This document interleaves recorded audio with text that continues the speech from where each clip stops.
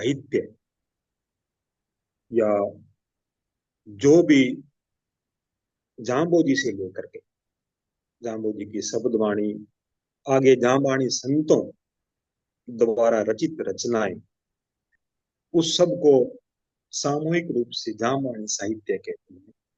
उसका परिचय आपको डॉक्टर मनमोहन जी कराएंगे। बहुत ही महत्वपूर्ण विषय है। जिस साहित्य पर जाम्बानी साहित्य अकादमी चल रही है, जिस साहित्य के संवर्धन, संरक्षण, प्रकाशन और प्रचार प्रसार के लिए इस अकादमी की स्थापना हुई है, और जो जाम्बानी साहित्य जो विष्णुई समाज की निधि है, जिस साहित्य को लेकर के विष्णुई समाज का प्रचार पूरे देश विदेश में होता है, जाम्बोजी की शब्दवाणी को किस प्रकार लोग वर्तमान परिप्रेक्ष्य में, आपने देखा ही होगा टीवी चैनलों में, अखबारों में, विष्णोई नाम किसी अन्य वजह से बहुत प्रसिद्ध हो रहा है। तो अन्य समाज के लोग सर्च करते हैं विष्णोई नाम से भी, ये कौन सा समाज है, इसकी क्या परंपराएं हैं, इसके क्या नियम है, इसका क्या इतिहास है, और इसका कौन सा साहित्य है। तो खासकर जब साहित्य की बात आती है, कोई भी समाज होता है उसका साहित्य होता है, उसका इतिहास होता है, वो इतिहास वो साहित्य में लिखा होता है। तो साहित्य की खोज करते हैं तब उनको विष्णु समाज के इतिहास के बारे में, इसकी परंपराओं के बारे में पता चलता है। और उसी साहित्य के प्रचार प्रसार के लिए जाम्बानी साहित्य अकादमी की स्थापना आज से 12 वर्ष पूर्व हुई थी, और विभिन्न राज्यों की, विभिन्न विश्वविद्यालयों, यहाँ की बाहर से बाहर भी जाकर के जाम्बानी साहित्य अकादमी ने अनेक सम्मेलन और सेमिनार किए हैं और अनेक प्रकार के शोध कार्य करवाए हैं। इससे साहित्य का बहुत प्रचार प्रसार हुआ है।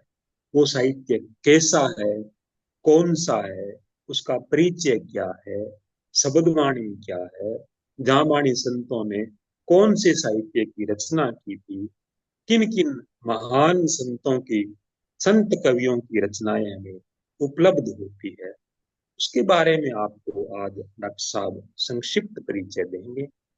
मैं डॉक्टर मनमोहन जी लटियाल जो दिल्ली में निवास करते हैं, उनसे निवेदन करूंगा कि वो इस आभासीय मंच पर पधारे और अपना उद्बोधन इस मंच से जुड़े हुए बच्चों को, और इस जो फेसबुक पेज पर लाइव प्रसारण हो रहा है, इसमें भी जुड़े हुए बच्चों को आप अपना उद्बोधन दे करके हमें अनुग्रहित करें।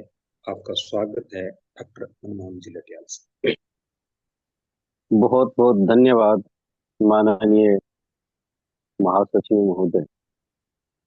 और बहुत ही सुलझे हुए व्यक्तित्व के धनी आदरणीय जम्बदास जी, आपका बहुत बहुत आभार। और इस आभार से मेरी आवाज आ रही है सही? आ रही है, बिल्कुल आ रही, आ रही। तो इस आभासीय मंच से जुड़े हुए सभी महान व्यक्तित्व के धनी संतवृंद और तकनीकी संयोजन देख रहे माननीय डॉक्टर लालचंद जी बिश्नोई, और कार्यालय से सारा काम देख रहे सुभाष जी, और इस आज के कार्यक्रम में जुड़े हुए मेरे प्यारे प्यारे नन्हे मुन्ने बच्चों, आप सभी का इस कार्यक्रम में हार्दिक स्वागत और अभिनंदन। आज कार्यक्रम आरंभ करने से पूर्व में अभी हम साखी सुन रहे थे परम श्रद्धेय भाखरा राम जी लटियाल, जो साखी सम्राट भी रह चुके हैं और प्राचीन साखी गायन में बहुत बड़ी हस्ती थे।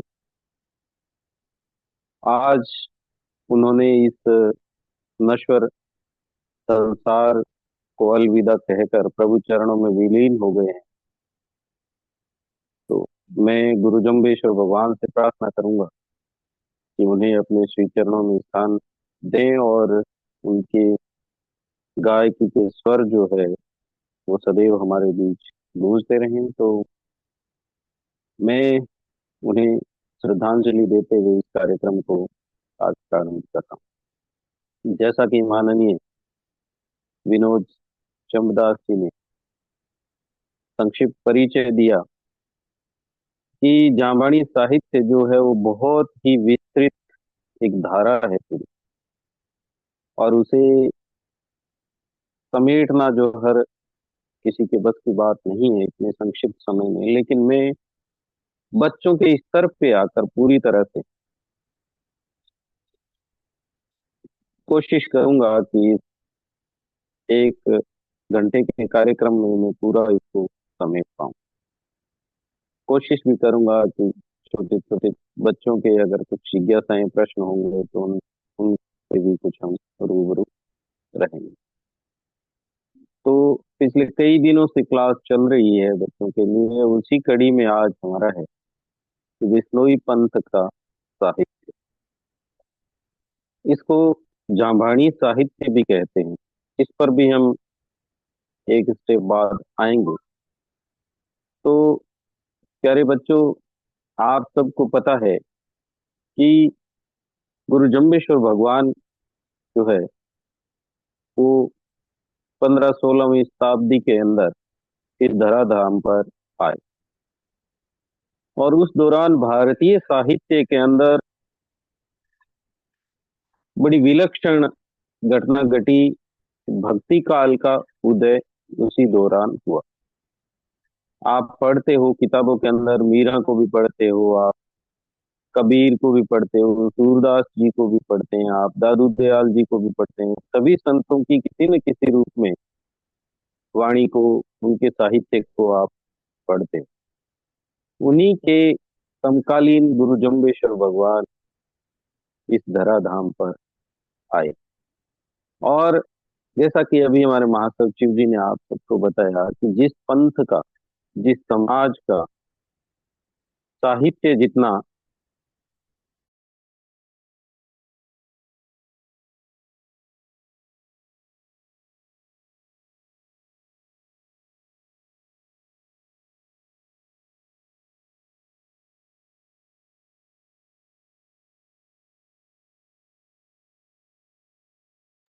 सॉरी, हाँ, तो जिस समाज, पंथ या जाति का साहित्य जितना उन्नत होगा उतना ही उनका विकास की ओर मार्ग भी प्रशस्त होगा। क्योंकि जिनका साहित्य नहीं है उनको प्रेरणा मिलने के सारे रास्ते जो है वो बंद रहते। अपने स्वत्व गौरव का ज्ञान नहीं हो पाता, जीवन में खालीपन महसूस होता है। हम कौन हैं, कहाँ से आए हैं, हमारा स्वकीय धर्म क्या है, हमारे पूर्वजों ने किस मार्ग को अपनाया था, हमें कौन से संस्कार प्राप्त हुए हैं, हम अपने स्वकीय स्वभावानुसार जीवन यापन कर रहे हैं या दूसरे लोगों की देखा देखी कर रहे हैं, जिससे हमारा स्वत्व बल गौरव तो कहीं नष्ट नहीं हो रहा है। ये सभी बातें हमें कौन बतलाए?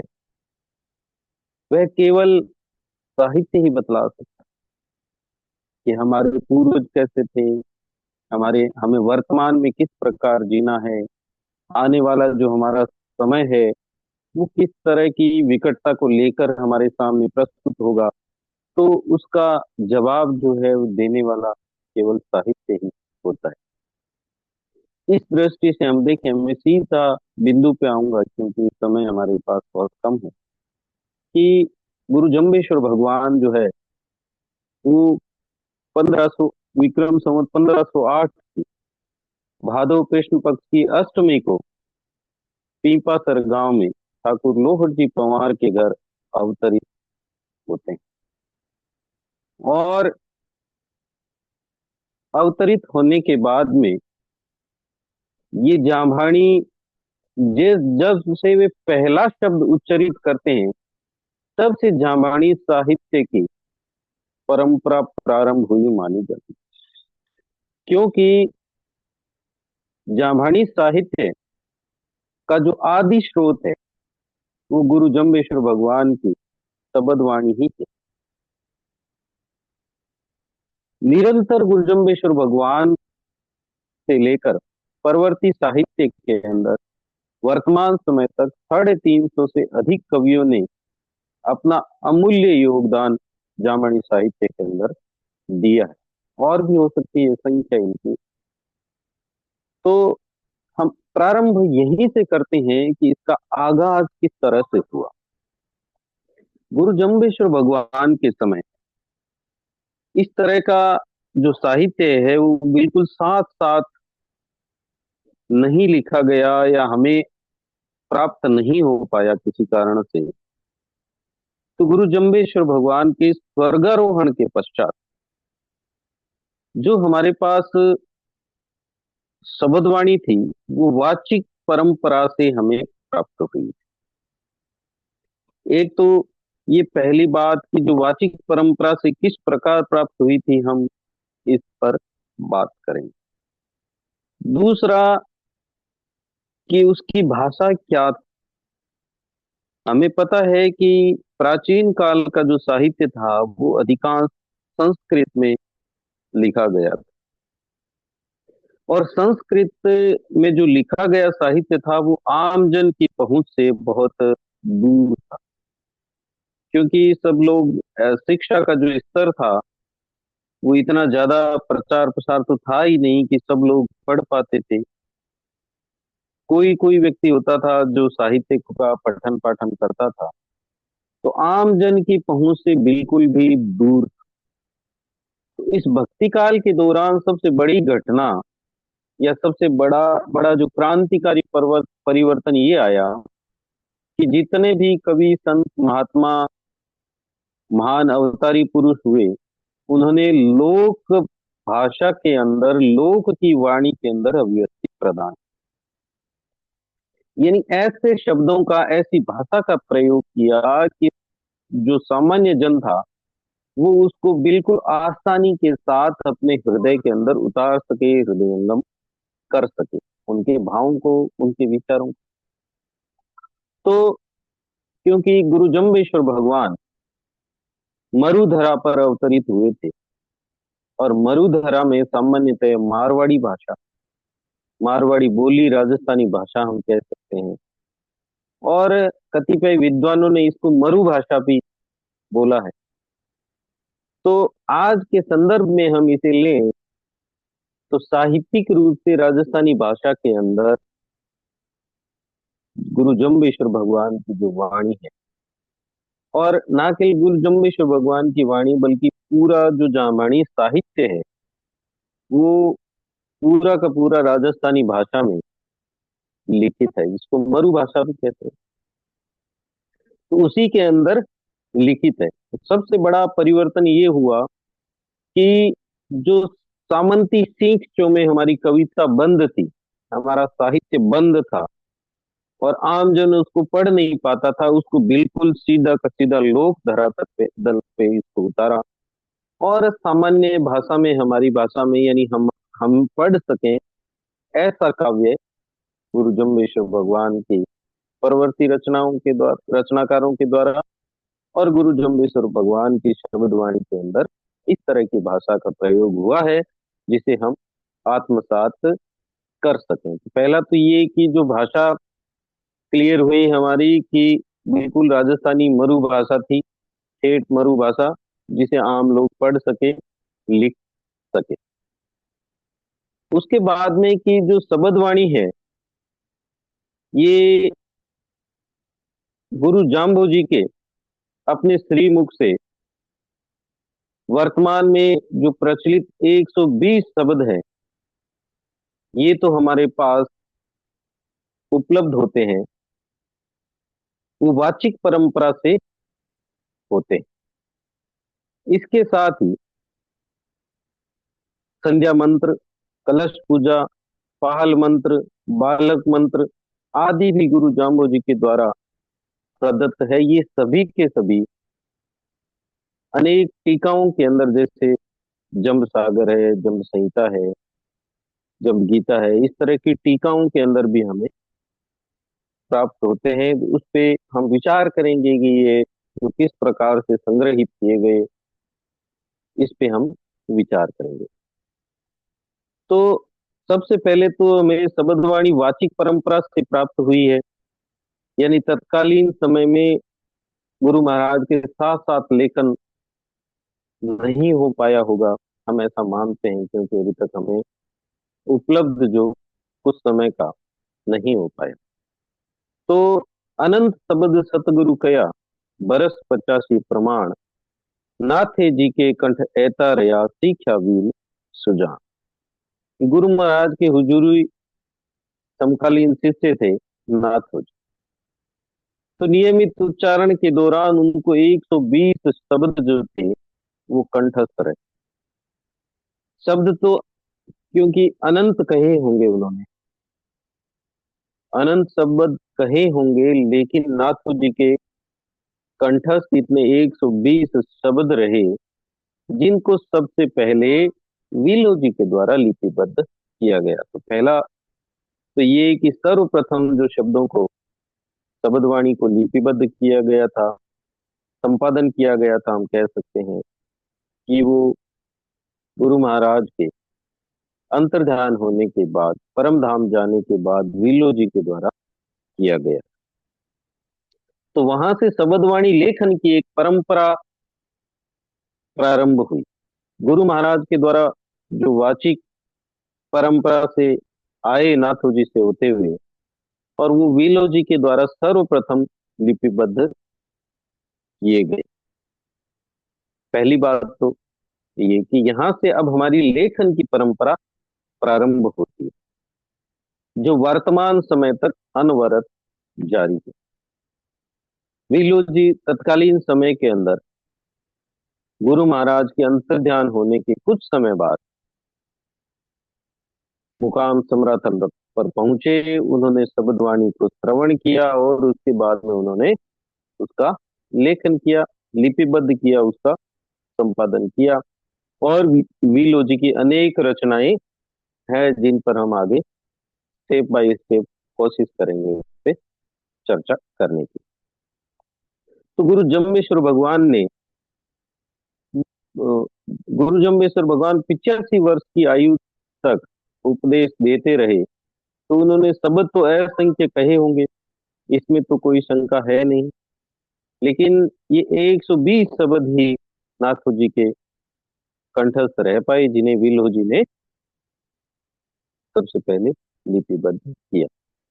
इसके बाद में सबसे बड़ा लिपिकरण का काम जो हमारे सामने किया, और आज हमारे हाथों में जो जामनी साहित्य की अधिकांश पुस्तकें देखी जाती है, वो सबसे बड़ा कार्य किया परमानंद जी बनिहार,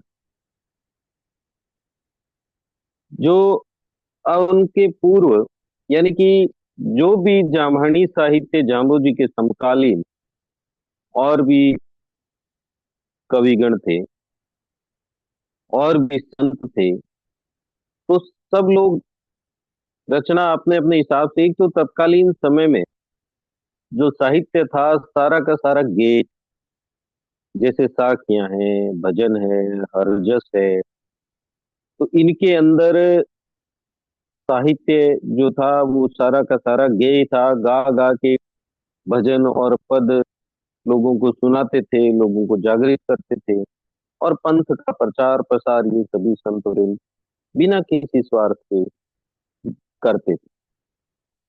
और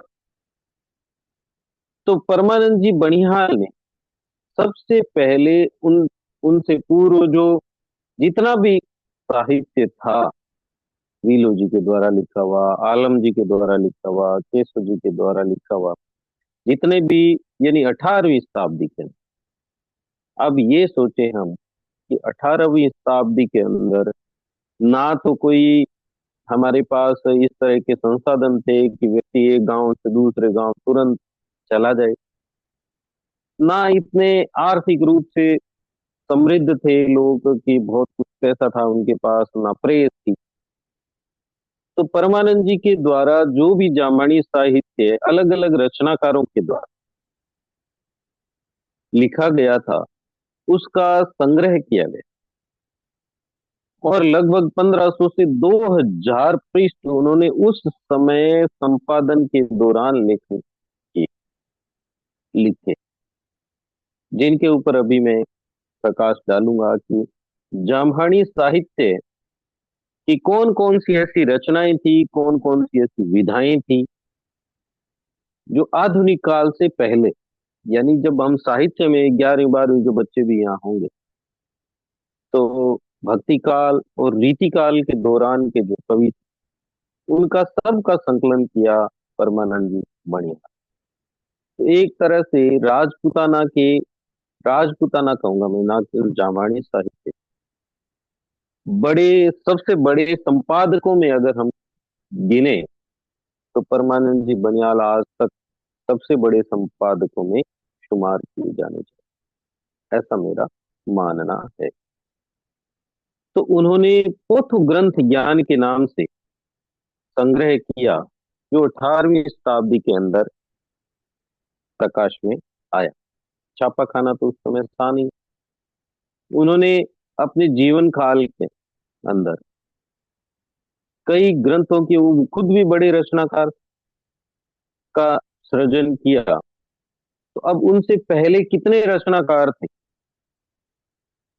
उन्होंने पोथो ग्रंथ ज्ञान में उन सब का संग्रह किया।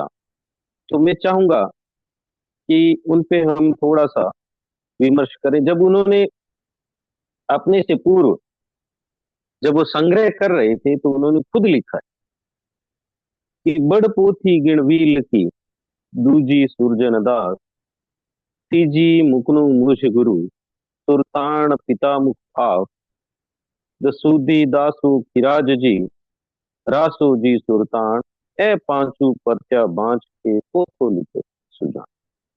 इनकी उन्होंने आधार बनाया इन पांचों प्रतियों। सबसे बड़ी पोथी उनमें से थी विल्लो, यानी विल्लो जी का साहित्य इतना समृद्ध था कि उस समय किस तरह से इन्होंने संग्रह किया, कहाँ कहाँ घूमे, कहाँ कहाँ से लेकर आए। तो पोथो ग्रंथ ज्ञान के अंदर उन्होंने सभी का संकलन किया। जो पहला पोथा उन्होंने संपादन किया, उसमें तो कृष्ण से संबंधित, राम से संबंधित और मतलब सभी प्रकार की रचनाओं को उन्होंने लिखा। दूसरा जो संपादन उन्होंने किया, उसके अंदर केवल जामवाणी संतों का सृजन था। और तीसरा जो पोथा था उनका, उसके अंदर उनकी स्वयं की रचनाएं थी। कुल मिलाकर 5 पोथों की उन्होंने बद किया, 5 पोथों की कोशिश करता।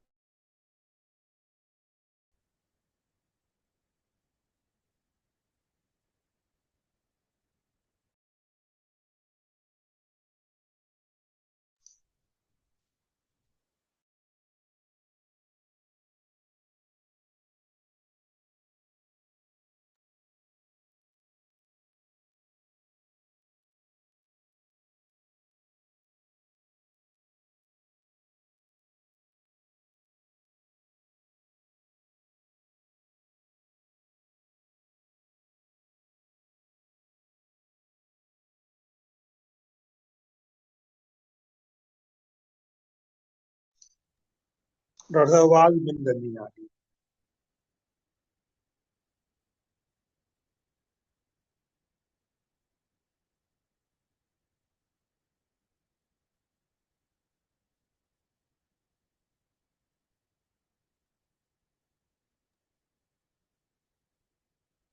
आवाज आ रही है अब? अब आ रही है सर, बिल्कुल आ रही हाँ, एक सेकंड, मैं स्क्रीन शेयर करने की कोशिश कर रहा देर हो गई। हूँ। हो गई? हाँ मोबाइल दिखे मान थारो।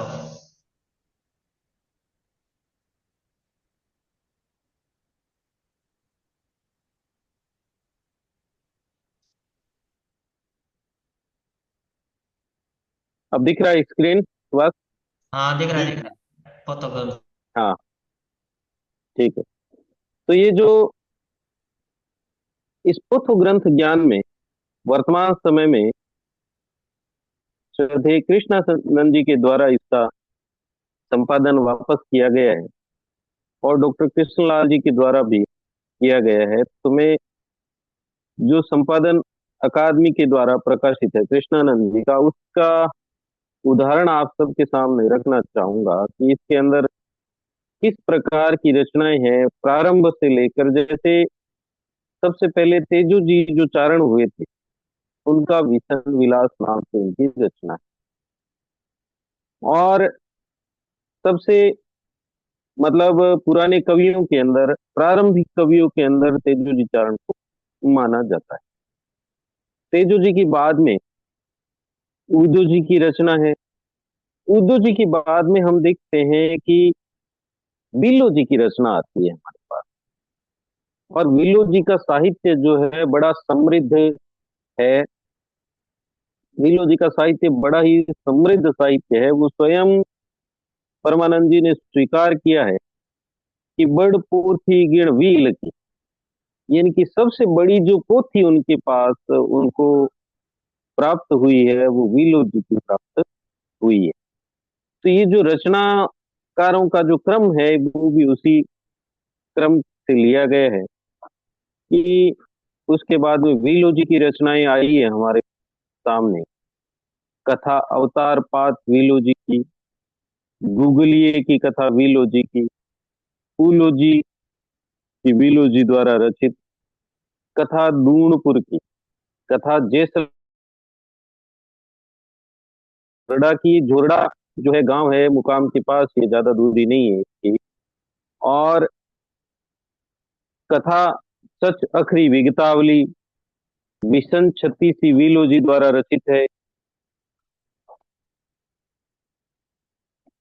ज्ञानचरी विलो जी द्वारा रचित है।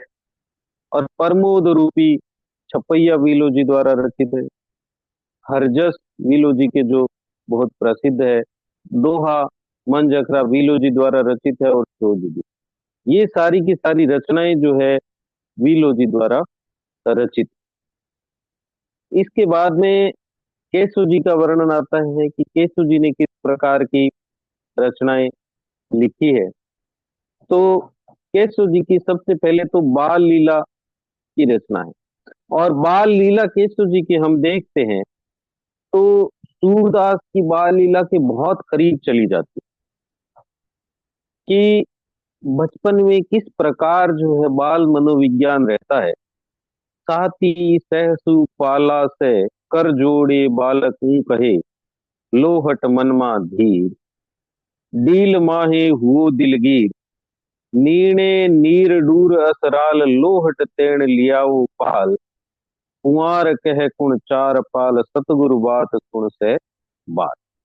तो लोहट ने बोले बाल, जाम्बे सा मांग्या थे पाल, पाल पूरे विन जाय से, कहीं भोला तेणो भरोसो न।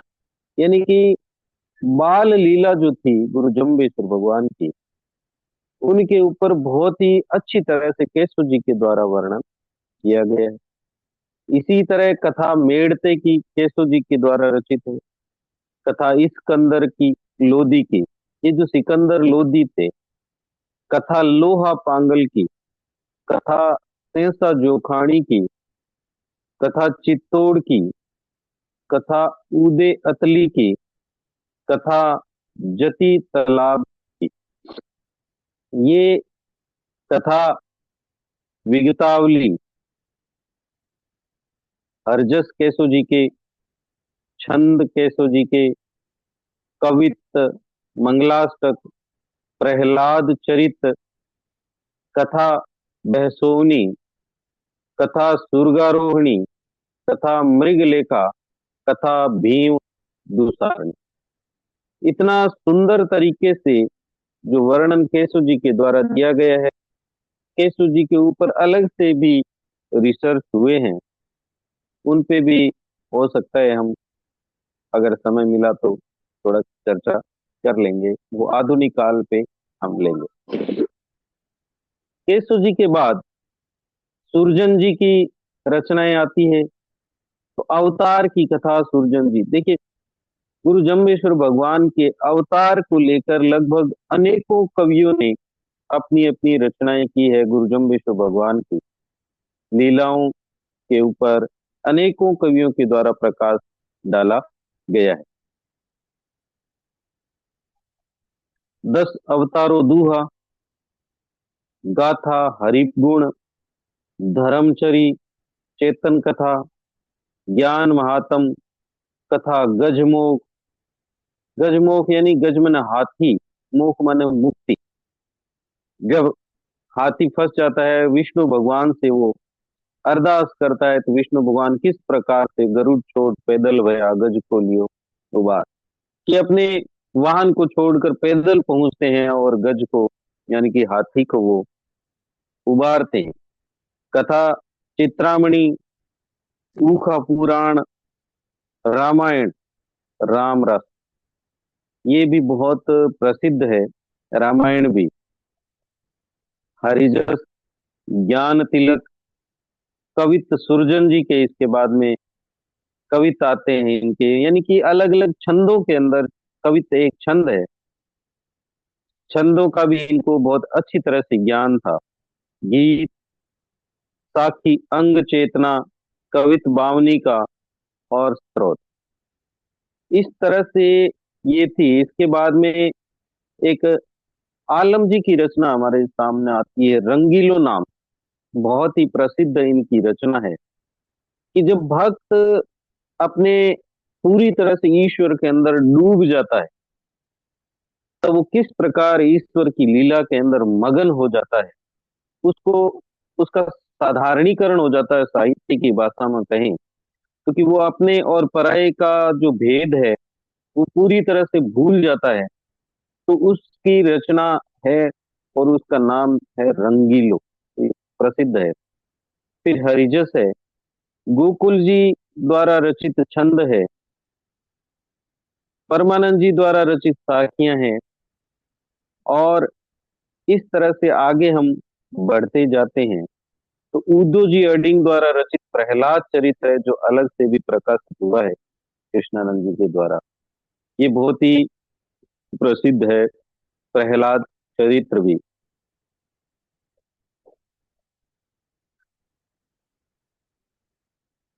इसके बाद में कक्का 37 की जो हमारी बारहकड़ी होती है, इसको लेकर कई रचनाकारों के द्वारा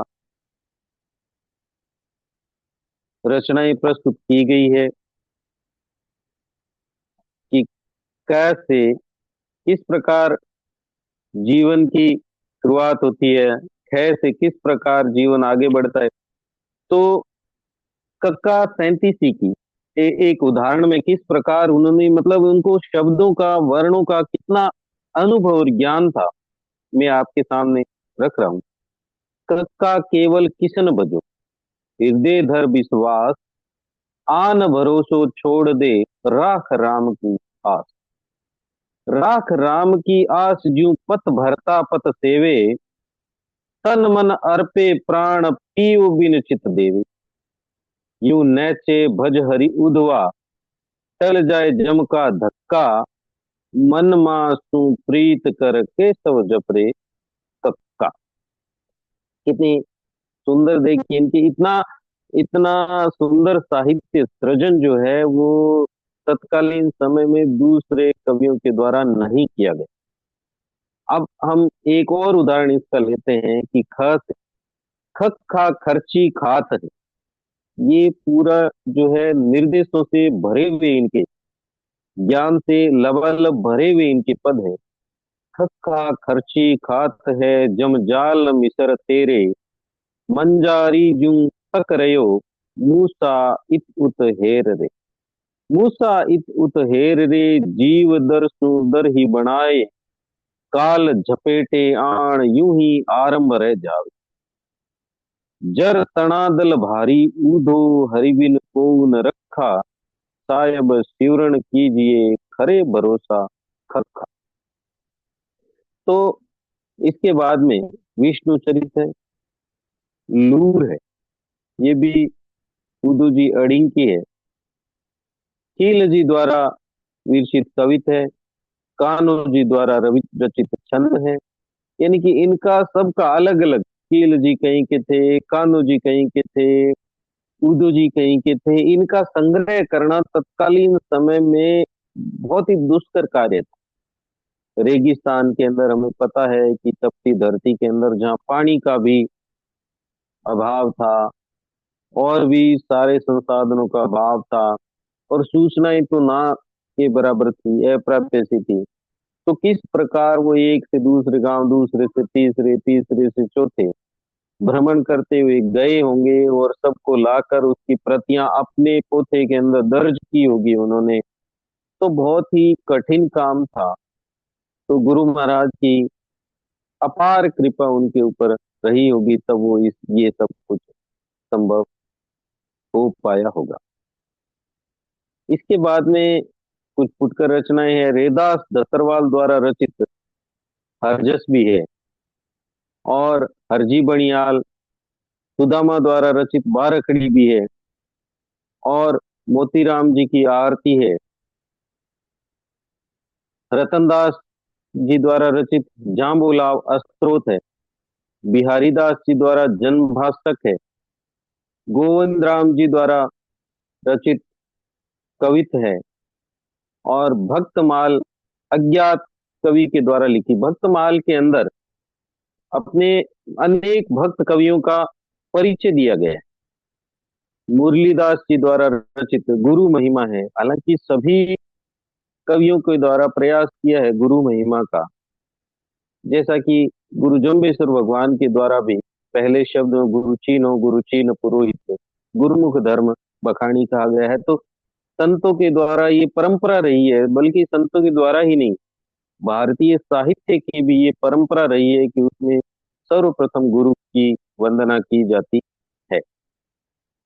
पीताम्बर दास जी के द्वारा पत्री, जाम्बू जी के मेले की मुरली, और अनेक इस प्रकार जो है कवियों के द्वारा रचनाएं जो रखी गई है। गोपी चंद जी की कथा हरिया द्वारा रचित। और फिर एक और रचना जो सबसे मैं आपको बताना चाहूंगा, बड़ी रचना जो है मेहू जी की रामायण। ये रामायण हम जो पढ़ते हैं, तुलसीदास जी की रामायण पढ़ते हैं और वाल्मीकि जी की रामायण के बारे में बात करते हैं, लेकिन मेहू जी की रामायण जो है वो तुलसीदास जी से भी पहले की लिखी हुई रामायण है। यानी कि राजस्थानी भाषा की सबसे पहली रामायण है मेहू जी के द्वारा लिखी हुई भाषा।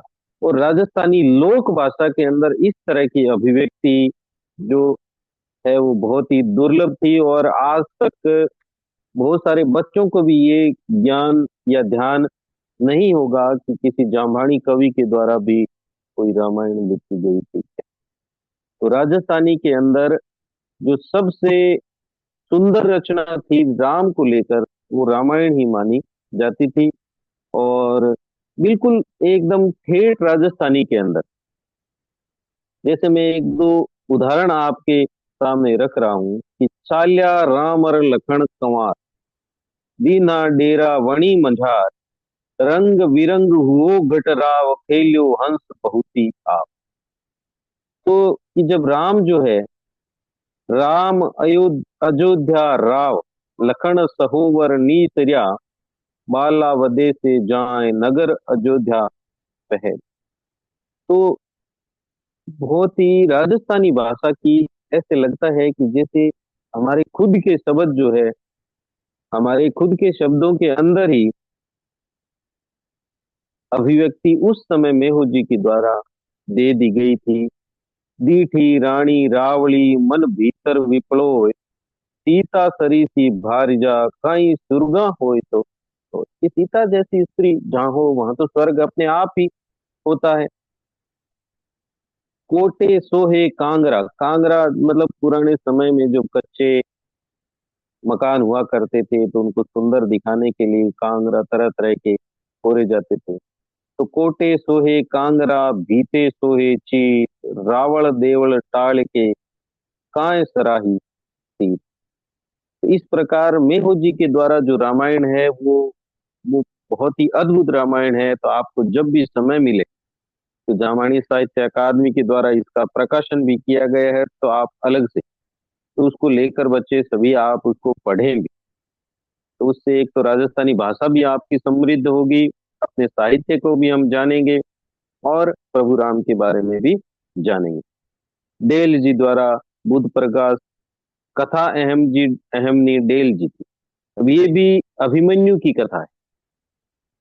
अभिमन्यु की कथा को अलग से भी माननीय परम श्रद्धेय कृष्णानंद जी के द्वारा इसको प्रकाशित किया गया है। तो कथा अहमनी जो बहुत ही प्रसिद्ध रचना है अभिमन्यु की, और इसके बाद रुक्मणी मंगल पदम भगत के द्वारा गाया हुआ है, जो अक्सर जागरणों में और कार्यक्रमों के अंदर गायकों के द्वारा गाया भी जाता है। तो रुक्मणी मंगल बहुत ही चर्चित और लोक के अंदर प्रसिद्ध रचना रही है। इसके बाद में छिटपुर रचना और आरतियां हैं। तो इस प्रकार ये जो एक तरह से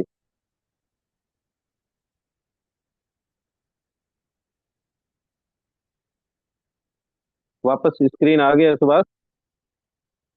आगे आगे। हाँ, तो ये जो रचनाएं थी ये लगभग लगभग जामवाणी साहित्य का जो परमानंद जी से पूर्व यानी रीतिकाल आधुनिक काल से पूर्व का जो साहित्य था 18वीं शताब्दी से पूर्व का, वो उन्होंने समेटने की पूरी कोशिश उसके अंदर की है। कुछ रचनाएं जो इसके अंदर बच गई, नहीं हो पाई।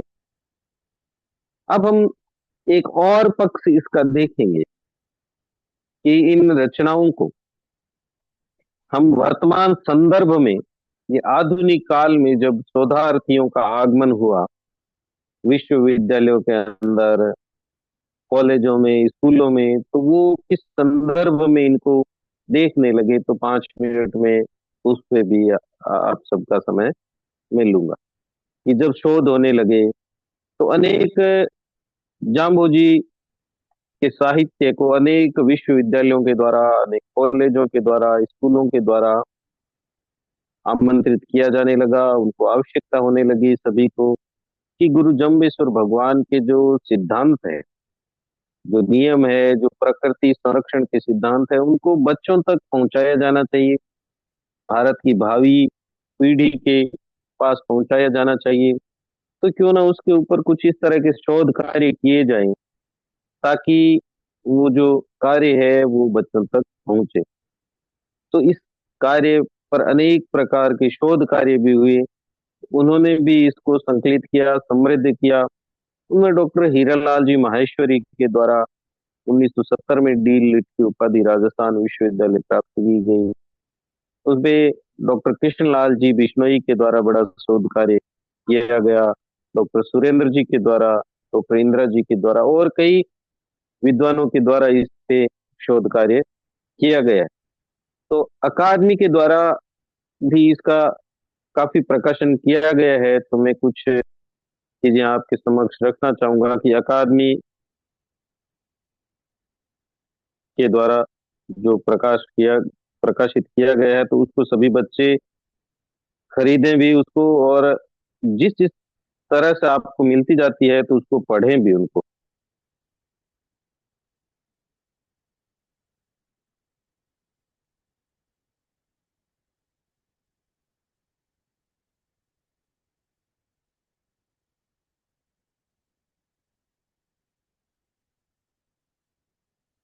जो बच्चे राजस्थानी भाषा समझते हैं तो राजस्थानी की रचनाएं भी पढ़ें। वो अगर हिंदी, इंग्लिश सभी तरह की रचनाएं आपको अकादमी के पास से मिल सकती है।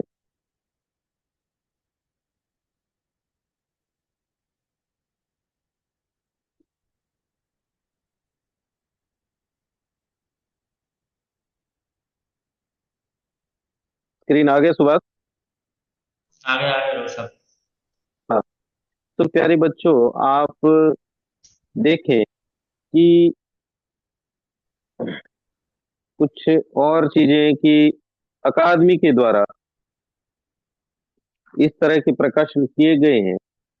उससे पहले एक और चीज मैं आपको थोड़ी सी बताना चाहूंगा कि साहब राम जी के द्वारा जंबसार 2 भागों के अंदर लिखी गई थी, वो भी अब दोबारा से आप सबके सामने उपलब्ध हो जाएगी। तो जामवाणी साहित्य के मर्मज्ञ कवियों से संबंधित, गुरु जम्बेश्वर भगवान की लीलाओं से संबंधित जंबसार एक बहुत ही बड़ा ग्रंथ है और बहुत ही जामवाणी साहित्य के अंदर सम्मानित। बीच में कुछ वर्षों के लिए जो है साहित्य की गति थोड़ी धीमी पड़ गई थी, प्रकाश में नहीं आ पाया था, तो उसकी सबकी पूर्ति की परम पूज्य साहब राम जी के द्वारा जंबसार लिखी। उसके बाद में हम देखते हैं कि शब्दवाणी को समझने के लिए उसकी टीकाएं भी जरूरी है। तो प्राचीन काल से लेकर शब्दवाणी की भी कई टीकाएं हमारे सामने आई है, जिनमें जंब संहिता, जंब गीता और जंब सागर प्रमुख रूप से हमारे वर्तमान समय में हमारा मार्गदर्शन कर रही है। सबसे ज्यादा जंबसार जो है कृष्णानंद जी के द्वारा अकादमी से प्रकाशित है। पोथो ग्रंथ ज्ञान भी अकादमी से, जाम्बा पुराण भी स्वामी कृष्णानंद जी के द्वारा संपादित है। यादों के झरोखे ये जीवनी परक पुस्तक है, एडवोकेट मनीराम जी बिश्नोई पे है, जो अकादमी से है। इसके अलावा गुरु श्री जम्बे जाम्भू जी एंड शब्दवाणी श्री पृथ्वीराज बिश्नोई, जो बच्चे अंग्रेजी बहुत अच्छी पढ़ सकते हैं उनको ये पुस्तक प्राप्त करके और इसका समयानुसार इसका अध्ययन करना चाहिए। जंब सागर, साखी भावार्थ प्रकाश, ये भी साखी जितनी भी थी हमारे पंथ के अंदर 300 से अधिक साखियां लिखी गई है। इसमें बहुत अच्छी साखियों का ये संग्रह है। ए ब्लू प्रिंट फॉर एनवायरमेंट, जो बच्चे अंग्रेजी पढ़ते हैं उनको भी इस पुस्तक को पढ़ना चाहिए, पढ़ना तो सभी को चाहिए, श्री राजेंद्र जी बिश्नोई द्वारा। और इसके अलावा वीलो जी की वाणी डॉक्टर कृष्णलाल जी के द्वारा, और कुछ शोध ग्रंथ जैसे संगोष्ठियां वगैरह होती है तो उनके जो शोध पत्र आते हैं तो वो भी जामवाणी साहित्य अकादमी से वर्तमान समय में प्रकाशित हुए। उदो जी अडिंग की वाणी है, स्वामी कृष्णानंद जी के द्वारा संपादित है। और संत वीलो जी का साहित्यिक एवं सामाजिक अवदान, ये जोधपुर में एक संगोष्ठी हुई थी, उसको लेकर तो वीलो जी से संबंधित जो तमाम रिसर्च हुए हैं उनका भी इसके अंदर वर्णन है। कथा अहमनी, रामायण और जामवाणी बाल पुत्र, ये तीनों स्वामी कृष्णानंद जी के द्वारा संपादित है। श्री विनोद जम्बदास जी के द्वारा बिश्नोई जो जामवाणी सूक्तियां हैं उनका संग्रह करके बहुत ही अच्छा एक संकलन तैयार किया गया है। तो सभी बच्चों के लिए और सभी वर्ग के लिए, सभी आयु वर्ग के लिए, लोगों के लिए बहुत ही अच्छा एक ग्रंथ है। तो इसको लेकर इस पुस्तक को पढ़ना चाहिए। वन देवी अमृता है ये मोहन आलोक जी की। और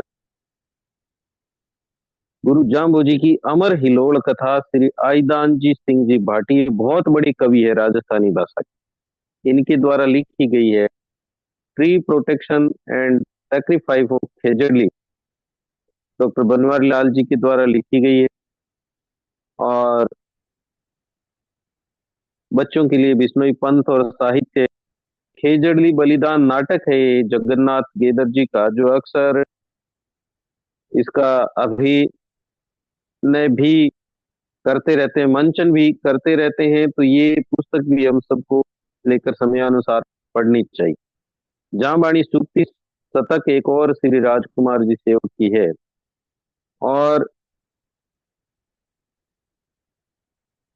इस तरह की अनेक रचनाएं, वृक्ष रक्षा और खेजड़ली बलिदान, हम पूत तुम्हारी माँ खेजड़ली, और गुरु जाम्बो जी की चिड़कली, डॉक्टर सुरेंद्र सुंदरम जी कवि हैं, शिक्षक हैं उनके द्वारा बहुत अच्छी किताबें हैं छोटे छोटे बच्चों के लिए, तो वो भी हमें पढ़नी चाहिए। और जुगती मुक्ति और जंब शतक, सूर्य शंकर पारिक जी बहुत बड़े साहित्यकार थे, उनके द्वारा ये रचनाएं अकादमी से हम सबको प्राप्त हो सकती है और हमें इनको देखना चाहिए। तो इस तरह से होते हुए वर्तमान समय तक जामवाणी साहित्य जो है वो पहुंच पाया है। तो बहुत ही संक्षिप्त समय एक था, इसमें छोटा छोटा करके हमने प्रयास किया है।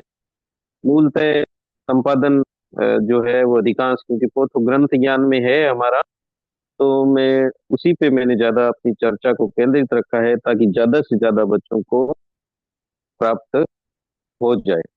तो अब मैं आप सभी का धन्यवाद ज्ञापित करते हुए माइक पुनः जम्बदास जी को सौंपता हूँ कि जम्बदास जी मंच पे आए। बहुत बहुत धन्यवाद डॉक्टर साहब। आपने बहुत ही संक्षेप में और बहुत बढ़िया तरीके से जामवाणी साहित्य का एक प्राथमिक परिचय बच्चों को करवाया है। अब जामवाणी साहित्य ज्ञान परीक्षा के राष्ट्रीय संयोजक डॉक्टर लालचंद जी हमारे साथ जुड़ गए हैं, और वो आज बच्चों को कुछ डेमो भी देंगे। उससे पूर्व मैं डॉक्टर साहब से निवेदन करूंगा कि कुछ बच्चों के प्रश्न हो तो वो प्रश्न ले लें, उसके बाद में आप प्रश्न पत्र काटेंगे जी जी बच्चों को। डॉक्टर जी। लालचंद जी। ठीक ठीक, धन्यवाद जमदास जी। किसी बच्चों के क्वेश्चन अगर कोई हो, डाउट हो, तो आप हैंड रेज करें, मैं बताता हूँ। अ, परसम बिश्नोई, माइक ऑन कीजिए। सर, जो शब्दवाणी की रचना किसने की और कब की थी जी? जी बेटा, शब्दवाणी जो है गुरु जम्बेश्वर भगवान के द्वारा अपने जीवन काल में उच्चरित किए गए शब्द थे। और गुरु जम्बेश्वर भगवान के अंतर ध्यान होने के बाद में नाथू जी के ये सारे कंठस्थ थे, और उन्होंने उनसे सुनकर विलो जी के द्वारा सबसे पहले इसको लिपिबद्ध किया गया था। तो जाम्बू जी के द्वारा नाथो जी ने सुनी और नाथो जी ने विलो जी को सुनाई, और विलो जी ने अपने हाथ से इसको लिखा है शब्दवाणी। Okay sir. Rohit Gilla, mike on कीजिए। Hello sir. हाँ जी, बोलो बेटे, बोलो। बोलो बेटा बोलो। सर, जामो जी ने रक्स को ठिलता था, वो कौन सी जगह है? वो सैनिया भूत को जो ठंडा था, उसकी घिसा था, उसकी बात कर रहे हैं आप? Yes sir. हाँ, तो टोकी धोरा जो है टोटू के पास, वहां पर अभी भी वो जो है वो रेखा मौजूद है, कहा जाता है ऐसा। वहां तो सर मैं गया हुआ हूँ, मैं नाम भूल गया था। अच्छा अच्छा, ओके, अब याद आ गया। Yes sir. ठीक। और नरेश कोई? पवार, नरेश पवार। वाणिज्य परंपरा क्या होती है? वाणिज्य परंपरा। वाचिक परंपरा। हाँ वही सर, वाणिज्य परंपरा। वाचिक परंपरा ये होती है बेटा कि कह कर दूसरे को सुनाना, वाचन के द्वारा। जैसे गुरु जम्बेश्वर भगवान ने वाचन किया, तो उसको नाथो जी के द्वारा कंठस्थ किया गया, और नाथो जी के द्वारा कंठस्थ करके वो विलो जी को सुनाया गया उसको। तो वाचन के द्वारा एक से जब दूसरे के पास चीज जाती है तो उसको वाचिक परंपरा बोलते हैं। परवीन खिलेरी। सर, ये डेमो एग्जाम की कोई लिंक आएगी कि ऐसे ही आप अभी समझाओगे? बता, ठहर सराख, अभी बता रहा हूँ। यस। य, यशवंती सियाग। नमन प्रणाम सर। जाम्बू जी जामो ने जी ने, विष्णु विष्णु ने। जी ने, बोलो। सर, सैनिया भूत कौन और क्या काम ठीलियो थोड़ा बताइए धनी। ये तो विस्तृत है इतना, इसके बारे में आप साहित्य कोई देखेंगे तो ज्यादा ठीक रहेगा।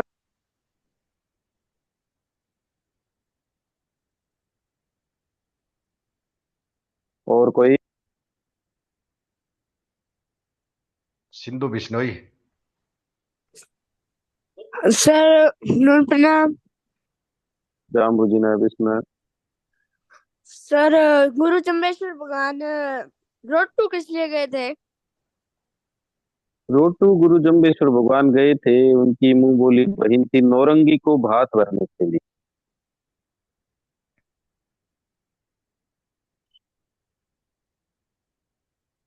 चलो लगभग अब कोई हैंड रेज नहीं है। बहुत बहुत धन्यवाद मनमोहन जी, आपने जी आपका धन्यवाद लालचंद जी। नहीं नहीं, कोई बात नहीं। मैं तो आज तो जमदास जी ने संभाला था, मैं थोड़ा सा क्या कुछ मार्केट में बिजी था और अभी पेपर बना रहा था। तो अभी अपने पेपर की कार्रवाई शुरू करते हैं। ठीक है ठीक है, कई बच्चे प्रश्न हाँ कर रहे हैं पेपर से लेकर हाँ चिंता। हाँ, करते करते। हाँ भाई बच्चों, तो अभी अपने डेमो पेपर की स्टार्ट करते हैं। तो वो मैं आपको स्क्रीन पर दिखाता हूँ कि वो डेमो पेपर अपना कैसे रहेगा। मैं अभी सबके लिए माइक ऑन करता हूँ, ज्यादा शोर शराबा मत करना, नहीं मैं माइक बंद कर दूंगा। आपसे बीच बीच में मेरे को फीडबैक भी लेना पड़ेगा, तो इसलिए मैं माइक ऑन कर रहा हूँ। पर इसका मतलब ये नहीं है कि आप शोर करो पीछे से। हाँ भाई, मेरा मोबाइल दिख रहा है सबको? दिख रहा है। Yes sir. हाँ हाँ, बस बस बस बस सवाल पूछो तब जवाब दे दिया, अगर बस, ज्यादा नहीं अभी, ठीक है? जो आवाज करेगा उसका मैं माइक बंद कर दूंगा। अच्छा, अब इसमें लिंक मैं आपको बाद में बताऊंगा। अभी मैंने मैंने लिंक कॉपी कर रखा है। अब ये मैं लिंक जैसे यहां से क्लिक करूंगा तो क्या आया सामने? जामानी साहित्य ज्ञान परीक्षा 2024 डेमो टेस्ट पेपर। ये तो खाली डेमो है, बिल्कुल ऐसा ही आएगा। अगर इसमें आपको कोई चीज समझ में नहीं आए तो आप अभी मेरे को बता दो। हम सर मैं चुप रहे बोले। हाँ बोलो। सर यहाँ पे थोड़ा छोटा करने पर इसको जूम मत करो थोड़ा। छोटा तो तेरे मोबाइल को देख ले, ये दिख रहा है ना डेमो पेपर? ये सर लंबो करे थोड़ा तो फिर भी ठीक है। ये इसके बाद में देखो यहाँ पे लिखा हुआ है एक नेक्स्ट बटन, दिख रहा है सबको? Yes sir. हाँ, तो ये तो अपना मेन स्क्रीन है। अब नेक्स्ट बटन पे अपने क्लिक लाना करेंगे तो अपने पास ये स्क्रीन आ गया। इसमें क्या अपनी निजी जानकारियां भरेंगे, क्योंकि आप जब पेपर दोगे तो हमें पता कैसे चलेगा कि ये किसने, सोन बिश्नोई ने दिया, राम सिंह बिश्नोई ने दिया, किसने दिया? तो आपकी डिटेल है। तो सबसे पहले हम रोल नंबर यहाँ भरेंगे। अब मैंने आज ग्रुप में रोल नंबर डाला था, सबने नोट कर लिया अपने रोल नंबर? हाँ सर। Yes sir. अच्छा, मान लो किसी बच्चे को रोल नंबर पता नहीं है, कोई ऐसे बच्चे भी होंगे जो, क्योंकि यहाँ तो कम जुड़ते हैं, तो उसमें देखो यहाँ पे एक मैंने लिंक दिया, लिखा हुआ है अगर रोल नंबर पता नहीं है तो यहाँ क्लिक करके आप अपना रोल नंबर जाने। तो आप यहाँ पे क्लिक करोगे तो अब आपको जो है वो आप अपना रोल नंबर पता कर सकते। एक फाइल खुल गई। इस फाइल में देखो हमने अल्फाबेटिक ऑर्डर में कर रखा है। पहले देखो इसमें पहले दिल्ली के हैं, फिर गुजरात के हैं, फिर राजस्थान के। जैसे मान लो मेरे को बीकानेर के ढूंढने हैं, ठीक है? तो बीकानेर तो आपको पता ही है राजस्थान में है। तो इस फाइल को अपने थोड़ा सा ऐसे, थोड़ा टाइम लगेगा, इसलिए रोल नंबर आप पहले से ढूंढ के रखें। ये जो 3 डॉट बनी हुई है ना यहाँ पे, ये डॉट बनी हुई है, देखो ये स्क्रीन पर डॉट, इन डॉट को अपने खींचेंगे तो थोड़ा जल्दी आ सकता है। ये राजस्थान आ गया, राजस्थान में बीकानेर आ गया, बीकानेर के अंदर भी मान लो मैं बीकानेर ही ढूंढता हूँ। ये बीकानेर है, बीकानेर में जैसे मान लो ये जामानी है, ठीक है? जामानी जामानी साहित्य अकेडमी, इसमें मैं मेरा नाम ढूंढता हूँ, जैसे लालचंद बिश्नोई ढूंढता हूँ तो मेरा सी ग्रुप है। मैंने अलग अलग ग्रुप वाइज किया है, पहले ए ग्रुप के रोल नंबर है, फिर बी ग्रुप के हैं, और फिर सी ग्रुप के। अब सी ग्रुप में देखो मेरा नाम दिख रहा है ना यहाँ पे, ये देखो, है ना? लालचंद बिश्नोई दिख रहा है। ऐसे आप अपने को हाँ अपना सर। अपने को नाम ढूंढना है। कैसे ढूंढना है? पहले अपना राज्य वैसे तो ये काम पहले कर लो तो बढ़िया। राज्य है, ठीक है, मेरा रोल नंबर है 240 66 C 038। सर एक मिनट रुक, एक मिनट रुक जा, मैं अभी बता रहा हूँ। 240 66 C 38। हाँ बताओ किसको क्या डाउट था? सर ये पीडीएफ भी डाल दोगे ग्रुप में?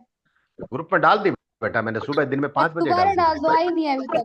सर आई अभी क्यों तक नहीं, आई तेरे नहीं लिए सर, थोड़ी एक है, बार सबको और आ गई। नहीं सर अभी तक नहीं आई। जिस व्हाट्सएप नंबर से मैसेज आते हैं उसे पर्सनली कर दो तो भेज दूंगा मैं। आप कौन सर से ये ग्रुप में हो? सूरतगढ़ वाले भी हैं या किसके अंदर डाली है आपने? चैनल पे आइए। अरे चैनल, व्हाट्सएप चैनल पे आई, आप व्हाट्सएप चैनल पे हो क्या? नहीं तो सर्च कर लो, नहीं जामवाणी सर उसके अंदर साइंस तो का चैनल है वो। नहीं अच्छा एक मेरी बात सुनो, चलो इस काम को अपने बाद में करेंगे, ये मैं विंडो मिनिमाइज करता हूँ। देखो सबसे पहले तो सभी बच्चे एक काम करो, आपका व्हाट्सएप है यस सबका, सर। ये व्हाट्सएप खोलो। Yes sir. खोल लिया? और व्हाट्सएप के अंदर देखो इसमें नीचे एक जगह एक बना हुआ है, नीचे अपडेट बना हुआ है, देखो ये रहा, ये व्हाट्सएप देखो यहाँ पे अपडेट बना हुआ है, दिख रहा है अपडेट? Yes sir. इस अपडेट पे क्लिक करो आप। अपडेट पे क्लिक कर दिया? Yes sir. इस अपडेट पे क्लिक करते देखो 3 नाम दिख रहे हैं, जामानी ज्ञान और ये तो मैंने लाइक कर रखे हैं, जामानी ज्ञान परीक्षा। तो आप सर्च में जामानी लिखो, JAMBHANI, सर्च करके, सर्च वाला बटन है ना, ये देखो सर्च वाला बटन ऊपर देखो, ये सर्च बना हुई है देखो, इस पे आप क्लिक करोगे ना सर्च वाले बटन पे, तो क्लिक करोगे तो यहां लिखो जामबाणी, JAMBHA, लिख दिया? जामबाणी साहित्य, जामबाणी ज्ञान परीक्षा आ रही है ना यहाँ पे?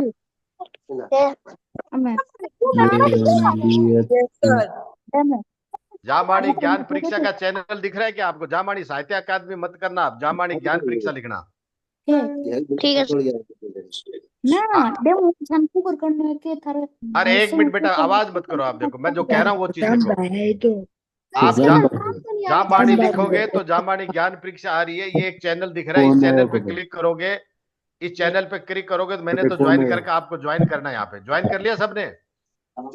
सर हमारे आया ही नहीं। सर नेम ही नहीं आ रहा इधर। सर मेरे तो एक मिनट मैं दोबारा बताता हूँ, आवाज मत करना, मैं दोबारा बता रहा हूँ। देखो सबसे पहले तो अपने खोलेंगे व्हाट्सएप में सबसे पहले अपने करेंगे ये देखो अपडेट, अपडेट पे क्लिक कर दिया? इस अपडेट पे क्लिक करने के बाद में अपने ये जो दो यहाँ जो है ना, ये लिखेंगे, सर्च में लिखेंगे जामबाणी, JAMBHANI। हाँ सर्च मारो, JAMBHANI, सर्च कर लिया?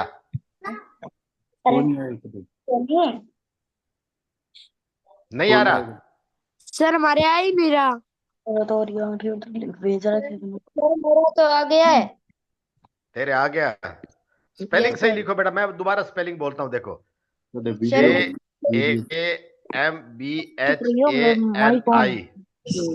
या कोई कोड स्कैनर कर दो। सर कोई कोड स्कैनर वगैरह है? कोड स्कैनर आप यहाँ से कर लोगे क्या? एक मिनट सर कर ये बात, लेंगे। एक मिनट आपकी बात सही है, मैं कोड स्कैनर ही ढूंढता हूँ।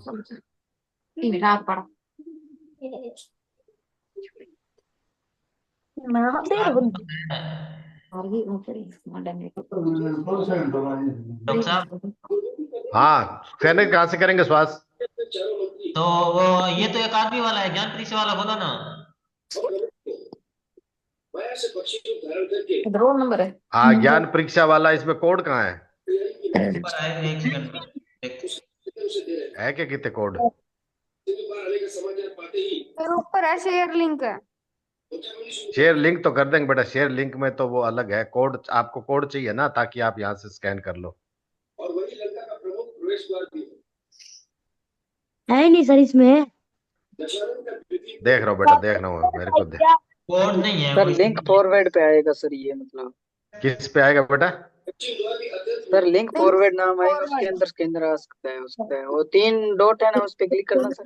चैनल लिंक आ चैनल गया। सर ये है ना सेंड लिंक व्हाट्सएप, ये इस पे करना सर। नहीं ये नहीं है, शेयर टू ये तो व्हाट्सएप पे चला जाएगा बेटा। Share to WhatsApp QR code नहीं है शेयर इसका। लिंक, हाँ शेयर लिंक पर तो सर ये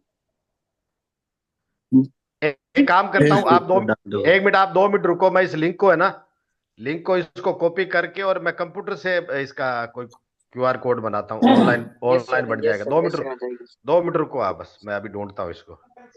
ओके सर। ठीक है, मैं अभी कंप्यूटर से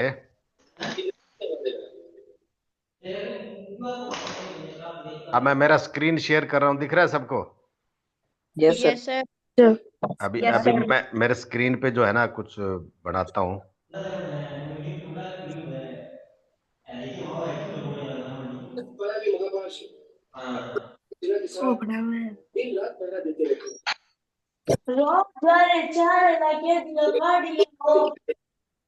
online QR code generation.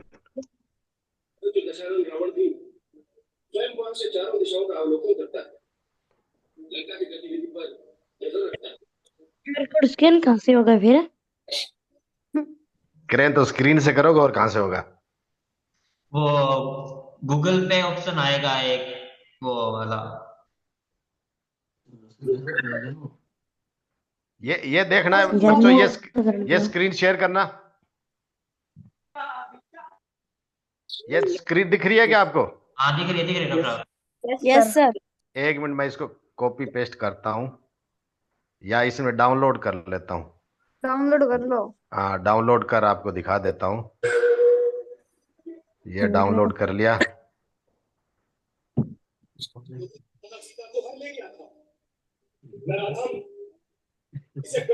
Zoom के चैट में ही भेज दो, यहीं से कर लेंगे। कोई बात नहीं। अब देखो, आप स्क्रीन शेयर करो। आ गया सर। रामणी आ गया? सर आ गया।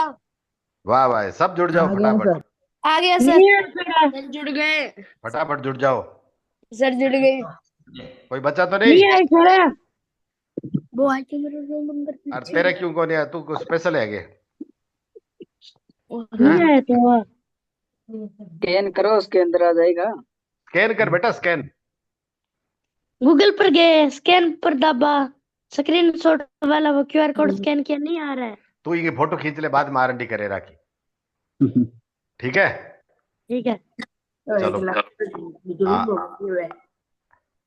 अब सबका हो गया ना? मैं बाद में इसको ग्रुप में डाल दूंगा, या तो इसमें चैट में डाल सकते हैं क्या फोटो?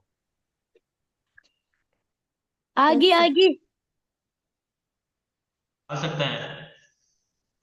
चैट में फोटो डाल सकते हैं क्या? जी आएगी। कोई बात नहीं, और बच्चा बांग खतरा जी तो।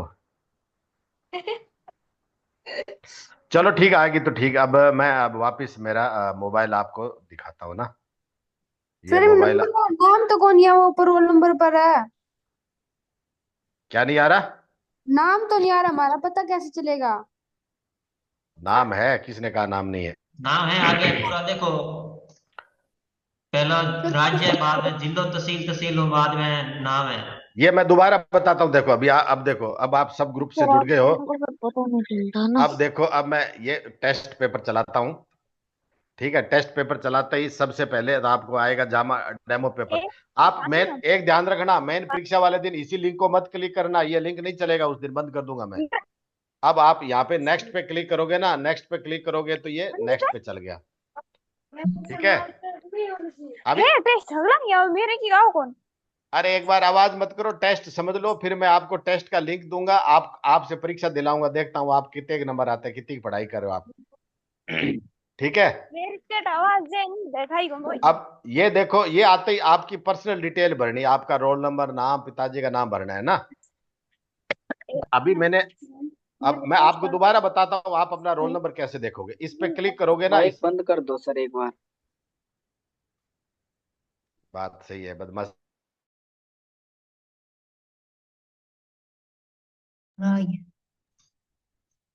ये ऑन कर लो डॉक्टर साहब, बाकी मैं। हाँ, मेरा माइक ऑन है ना? विश्वास? ऑन है सुनिए। अच्छा फिर ठीक है। हाँ भाई बच्चों, देखो अभी आपका माइक बंद किया, बदमाशी करो, इसलिए मैं दोबारा बताता हूँ। ये अगर आपको 9 डिजिट का रोल नंबर पता है तो ठीक है, नहीं पता है तो आप यहाँ पे क्लिक करोगे ना, इस जगह पे क्लिक करोगे तो आपको ये अपना वो रोल नंबर बता देगा। एक फाइल खोलेगा, उस फाइल में आपको अपना रोल नंबर ढूंढना है। तो रोल नंबर आप पहले अपना राज्य, फिर अपना जिला, फिर तहसील, फिर आपका केंद्र के हिसाब से ढूंढोगे। तो अभी इसमें देखो राजस्थान है, अगर राजस्थान नहीं आए तो आप ये जो साइड में 3 डॉट बनी हुई है ना, ये देखो 3 डॉट बनी हुई, इन 3 डॉट पे क्लिक करोगे तो आपका स्क्रॉलिंग फास्ट हो जाएगी। ठीक है, ये स्क्रॉलिंग फास्ट हो जाएगी। अब मैंने, ये राजस्थान है और राजस्थान में मैंने बीकानेर में फॉर्म भरा है, और बीकानेर में फिर वो सील में है क्या? हाँ। तीसरा मेरा तहसील है, तीसरी तहसील है, और फिर है सेंटर तहसील। में बीकानेर ही ढूंढता हूँ। ये बीकानेर तहसील आ गई। बीकानेर में मैंने फॉर्म भरा था जामानी साहित्य अकादमी में, और ये मेरी जामानी साहित्य अकादमी आ गई। इस साहित्य अकादमी में आप लास्ट में जाओगे तो आप सबसे पहले ए ग्रुप है, फिर बी ग्रुप है, फिर सी ग्रुप। तो मैं तो स्टूडेंट तो हूं नहीं, मैंने सी ग्रुप में भरा है। सी ग्रुप में अब मेरा नाम ये आ गया, देखो ये नाम दिख रहा है, ये मेरा अब है। अब मैं इधर वापस जाऊंगा, और ना वापस जाकर मैं एक काम करूंगा, इसमें नाम के सामने भी रोल नंबर लिख दूंगा। रोल नंबर उधर भी लिख दूंगा, यहां भी डाल दूंगा, ताकि आपको ढूंढने में आसानी रहे। और अब ये मेरा रोल नंबर है, इधर है। अब आप देखो 240 66 C 038। अब दो, इसमें देखो, इसमें हमने क्या रोल नंबर कैसे बनाया, 240 शुरू शुरू में है 0 24 24 का मतलब है साल, 2024 साल। 066 मतलब मेरा सेंटर का कोड है। मेरा सेंटर का कोड जो बीकानेर है वो देखो आप, जामानी साहित्य अकादमी 066 है, ये देखो 066 कोड है ना, ये मेरा सेंटर का कोड है। ठीक है, और उसके बाद में 38 है ना, और फिर 066 के बाद फिर सी है। इसका मतलब मैं सी ग्रुप का मैंने अपना फॉर्म भरा है, और फिर है 038। इसका मतलब 038 मेरा उस सेंटर की सी ग्रुप, उस सेंटर पे लिस्ट में मेरा नाम है 038। उस सेंटर पे जितने भी बच्चे होंगे उसमें 38 नंबर है। तो ये है, तो पहला तो साल, फिर 3 डिजिट का सेंटर कोड, फिर ए बी सी, और फिर 38। अब मैं आपको ये फाइल वापस बंद कर देता हूं।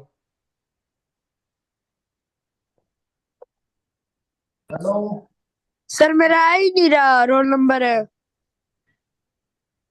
सब आ जाएगा, 1 मिनट मेरे को पहले पहले, तू ये फार्म देख ले, बाद में पूछ लेना पहले देख, व्हाट्सएप तू पे ज्यादा मैसेज। जल्दबाजी मत कर।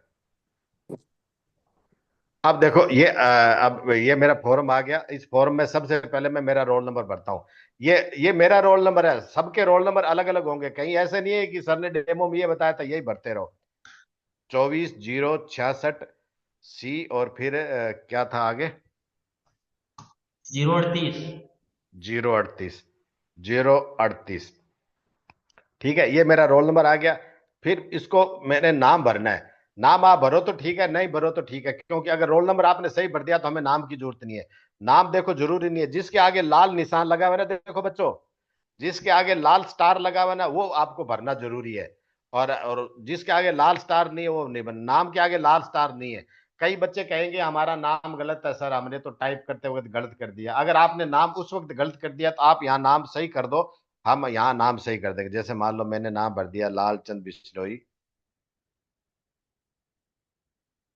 ठीक है, उसके युवराज बाद जी। में अगर आप भी अच्छा, पिताजी का नाम भी अगर आपको गलत लग रहा है तो आप पिताजी का नाम भी भर सकते हो। बाकी जरूरी नहीं है, नाम और पिताजी का नाम जरूरी नहीं है। आपको लगता है कि हमने फॉर्म में गलत भर दिया तो आपको लिखना जरूरी है। अगर आपका रोल नंबर सही है तो हमारे पास आपकी सारी सूचना है। अब इसके बाद में जेंडर मैंने थोड़ा जरूरी किया है कि आपको जेंडर भरना है कि आप महिला हो या पुरुष हो। फिर सेंटर कोड है। सेंटर कोड इसलिए ये है कि कई बार बच्चे रोल नंबर गलत भरते हैं, तो सेंटर कोड अपना 066 है। कैसे पता चला? क्योंकि मेरा जो रोल नंबर था उसमें 24 के बाद 066 था। 24 तो है साल 2024, और 066 मेरा रोल नंबर। यह भी कोई लाल निशान वाला नहीं है।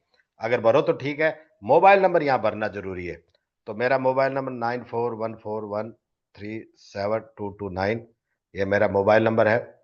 ठीक है, इतना भर दिया। अब आगे इसका मतलब ये तो मेरी क्या थी, निजी जानकारियां थी। अब नेक्स्ट, आगे नेक्स्ट लिखा है तो अपने नेक्स्ट करेंगे।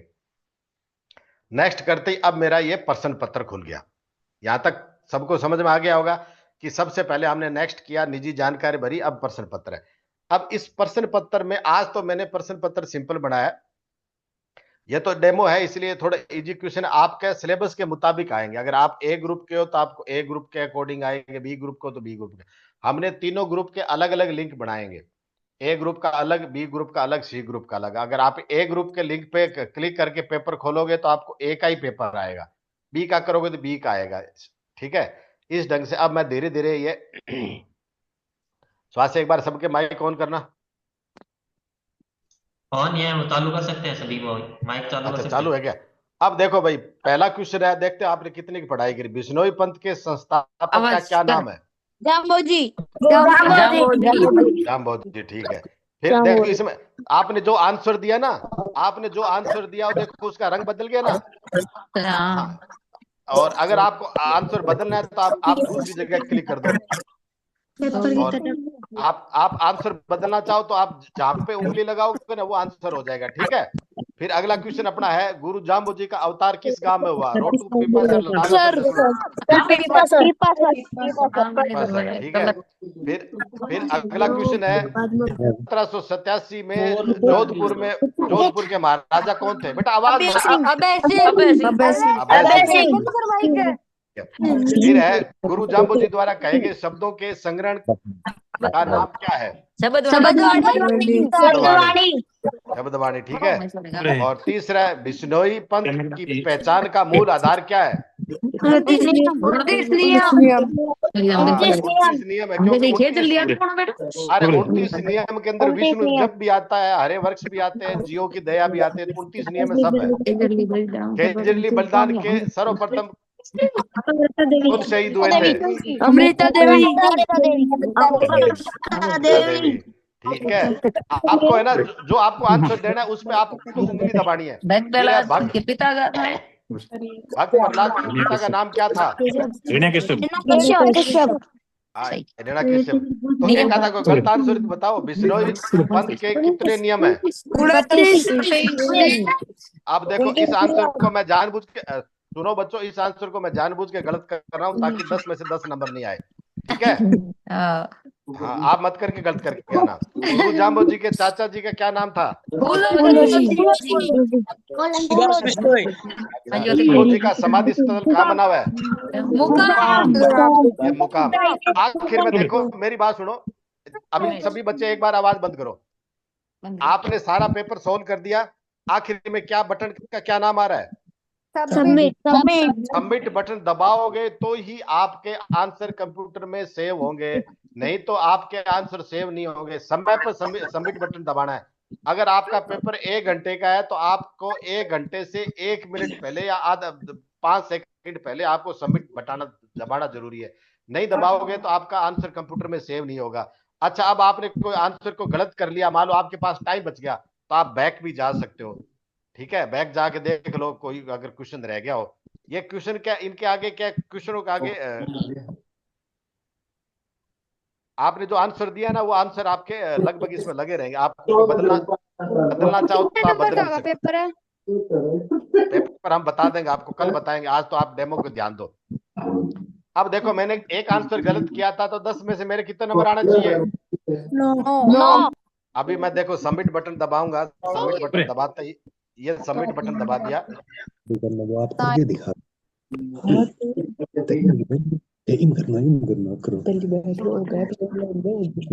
चला गया।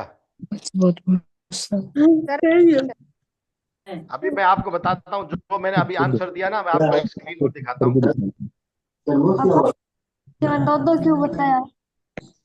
एक गलत हो गया। सर सबमिट होने के बाद वापस नहीं खोल सकता? वापिस मैं कर दूंगा, उसमें एडिट की फैसिलिटी होती है। सर भगवान की शादी कब हुई थी? बाप रे। ये देखो 9 नंबर आया ना मेरे को? 9 नंबर आया, देखो दिख रहा है ना?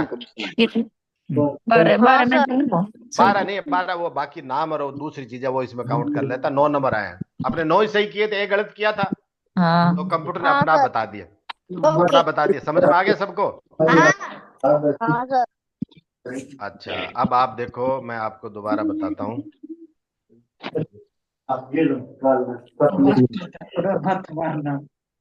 ठीक है, अभी सभी बच्चे ग्रुप में जुड़े हुए हैं ना? Yes sir. मैं आपको 5 मिनट का, सबको रोल नंबर ध्यान है? हाँ सर। Yes sir.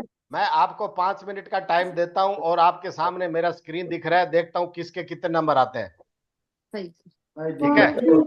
ये अभी डेमो वाला मैं ग्रुप में भेजता हूं। वापस ग्रुप में अभी आप पेपर सोल्व करोगे ना, इसलिए मैं देखो अभी तो मार के फोन लो, मार खोलो मार करे सर कहाँ से निकालेंगे पेपर? एक मिनट रुको, ध्यान रखो, ध्यान।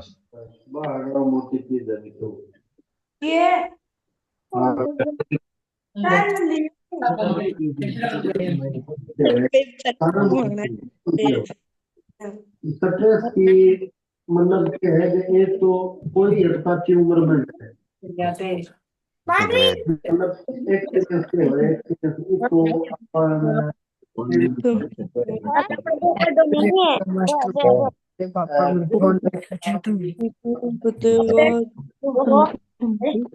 आप ये सभी चैनल से जुड़े हुए हैं ना?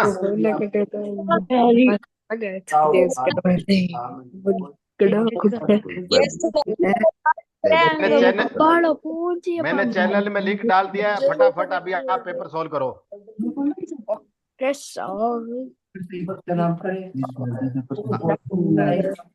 अभी देखो आपका रिजल्ट, देखो यहाँ कंप्यूटर पे आएगा, सामने स्क्रीन पर आएगा, फटाफट भरो, पेपर भरो।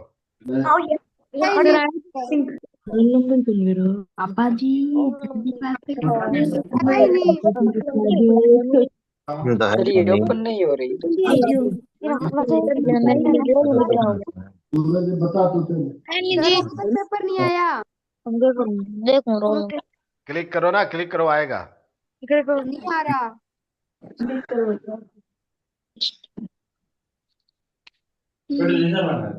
रोल नंबर लिस्ट आई है अभी तक तो। आएगा आगे, नेक्स्ट क्लिक करो ना, नेक्स्ट करोगे तो आएगा, आप नेक्स्ट करते जाओ। जी फोन कट जाए आपका, मेरे बढ़िया हो जाएगा वरना। और ये सेकेंडरी एग्जामिनेशन ये होता है ना। एक तो भाई फिर अच्छा बस 2 मिनट रात है 2 बजे माँ भाई को निपटा। आप पढ़ाई कर वापस देखिए, ग्रुप आ रही होगा। सर नहीं आया जी अभी तक, लिंक देख लिया। मतलब अरे जा, मैंने ज्ञान परीक्षा में जुड़ा है क्या तू? अभी चैनल पे नहीं जुड़ा क्या? जुड़ा हूँ सर, जुड़ी हूँ सर।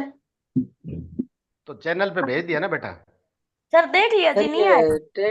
चैनल पे अपडेट पे जाके व्हाट्सएप खोलो, व्हाट्सएप में अपडेट पे जाओ, अपडेट पे जा मानी ज्ञान परीक्षा क्लिक करो, फिर आएगा। अभी तक नहीं आया सर रोल नंबर ही दिखा रहा मेरा।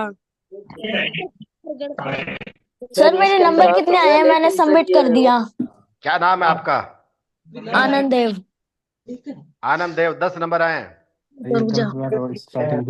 और वो रोल नंबर और वो जो नाम की कटे हैं वो कटे माने जाएंगे या फिर वो कटे नहीं माने जाएंगे? रोल नंबर के रोल नंबर और नाम गलत है, यहाँ पे गलत दिखा रहा है, गलती से गलत हो गया। वो गलत अभी तो हो गया, मेन परीक्षा में गलत मत करना। अब वो गलत मानना जाएगा, उसके नंबर कटेंगे? नहीं, नंबर नहीं कटेंगे, हमें क्या पता चलेगा कि कल को आपको कोई प्राइज दे, कुछ और दे, कुछ पता कैसे चलेगा पेपर आपने दिया? मेरे कितने नंबर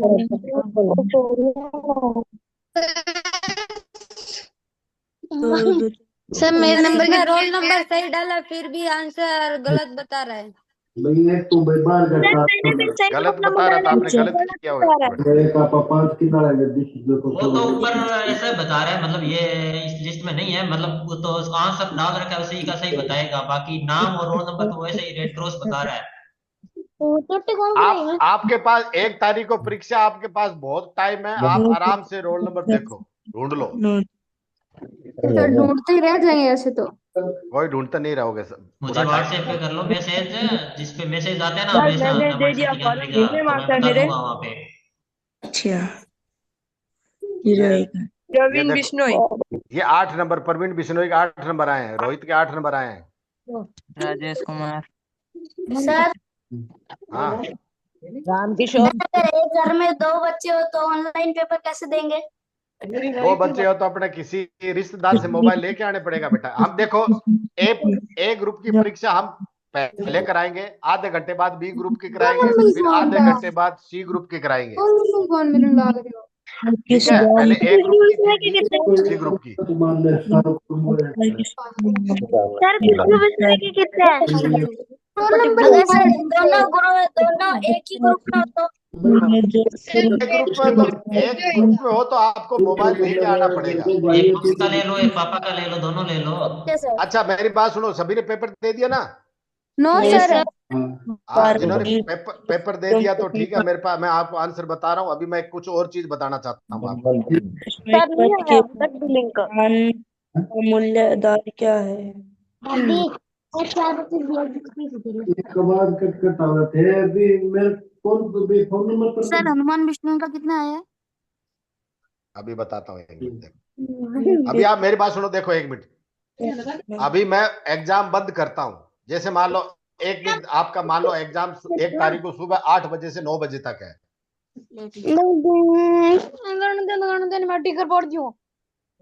हेलो, इधर इधर सुनो भाई, देखो। अब मान लो आपका एग्जाम 8 बजे 8 से 9 बजे का है, टाइम हो गया। मान लो टाइम होने के बाद में मैं यहां से क्या करूंगा, देखो आपको दिख रहा है यहाँ पे, ये पेपर है यहाँ पे। मैं यहां से क्या करूंगा, आपका रेस्पॉन्स जो है ये मैं यहां से, मान लो अब 9 बज गया, 9 बजते ही मैं यहां से बंद कर दूंगा। अब आप इस टेस्ट को चला के देखो। मैंने बंद कर दिया 9 बजते ही। अब आप चला के देखो क्या चल रहा है। 2 3 नहीं आ रहा है। क्या क्या एरर क्या आ रही है? 7 8 9 नो लॉन्गर एक्सेप्टिंग रिस्पॉन्सेज। हाँ सर इसमें और नाम हिंदी में लिखना है कि इंग्लिश में? अरे नाम किसी भी लैंग्वेज में लिख दो, वो कोई बात नहीं। मेरी बात सुनो, पहले मैं जो समझा रहा हूँ वो समझो। हाँ एक बार बच्चों आप माइक बंद करो। इसमें आ रहा है नो लॉन्गर रेस्पॉन्स। इसका मतलब ये हुआ कि मैंने यहां से, अगर ऐसा मैसेज आ जाए आपको, एक मैं बताता हूं आपको, ये स्क्रीन वापस हटा के,